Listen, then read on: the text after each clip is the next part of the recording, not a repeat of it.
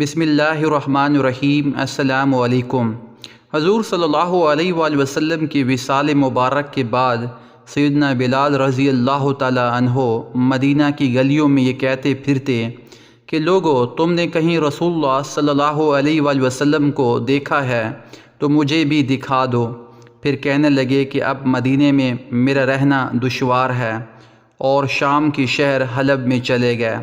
تقریباً 6 ماہ بعد آپ صلی اللہ علیہ وآلہ وسلم کی خواب میں زیارت نصیب ہوئی تو آپ صلی اللہ علیہ وآلہ وسلم فرما رہے تھے، اے بلال، کیا بے وفائی ہے، تو نے ہمیں ملنا چھوڑ دیا، کیا ہماری ملاقات کا وقت نہیں آیا؟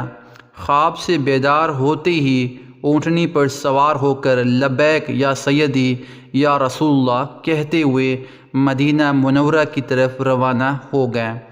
جب مدینہ منورہ میں داخل ہوئے تو سب سے پہلے مسجد نبوی پہنچ کر حضرت بلال رضی اللہ تعالی عنہ کی نگاہوں نے عالم وافدگی میں آپ صلی اللہ علیہ وآلہ وسلم کو ڈھونڈنا شروع کیا۔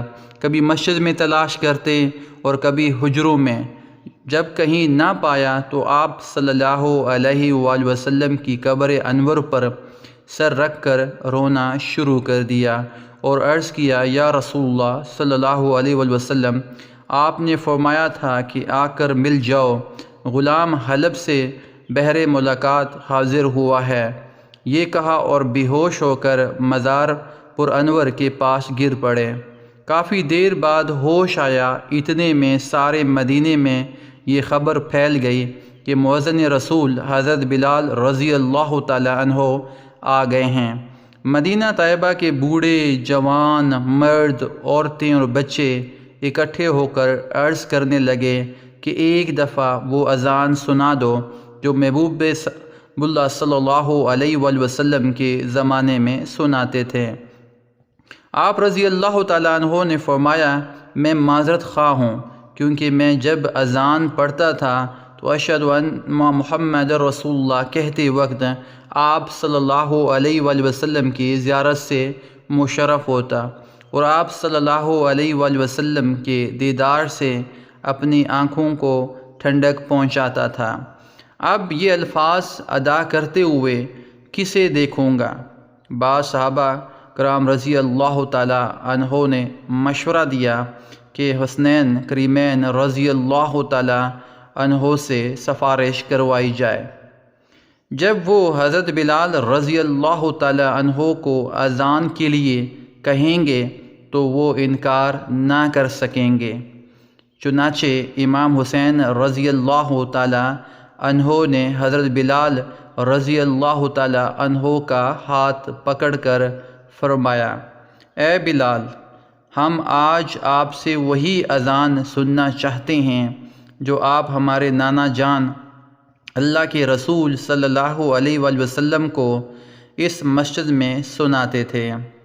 اب حضرت بلال رضی اللہ تعالی عنہ کو انکار کا یارانہ نہ تھا، لہذا اسی مقام پر کھڑے ہو کر اذان دی جہاں حضور صلی اللہ علیہ وآلہ وسلم کی زہری حیات میں دیا کرتے تھے۔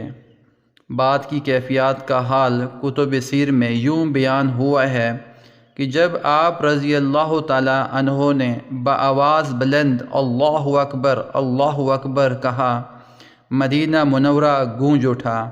آپ جیسے جیسے آگے بڑھتے گئے جذبات میں اضافہ ہوتا چلا گیا۔ جب اشہد ان لا الہ الا اللہ کے کلمات ادا کیے، گونج میں مزید اضافہ ہو گیا۔ جب اشہد ان محمد رسول اللہ کے کلمات پر پہنچے تو تمام لوگ حتیٰ کہ پردہ نشین خواتین بھی گھروں سے باہر نکل آئیں۔ رکت و گریہ زاری کا عجیب منظر تھا۔ لوگوں نے کہا، رسول اللہ صلی اللہ علیہ وآلہ وسلم تشریف لے آئے ہیں۔ آپ صلی اللہ علیہ وآلہ وسلم کے وصال کے بعد مدینہ منورہ میں اس دن سے زیادہ رونے والے مرد و زن نہیں دیکھے گئے۔ روزانہ واقعات سننے کے لیے اس چینل کو سبسکرائب کریں۔ جزاک اللہ خیرہ۔